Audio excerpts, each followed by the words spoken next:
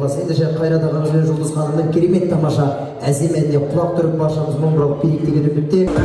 Рахмет, құрметті қонақтар, қазір өнердегі достардың ән шеруі басталады.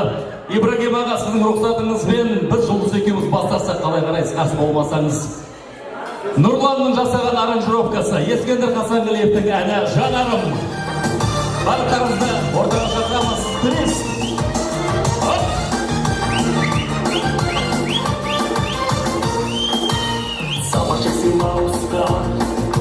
Sen canımı kalmaysan, sayımda kaos var, kıyalımda жалғайсың.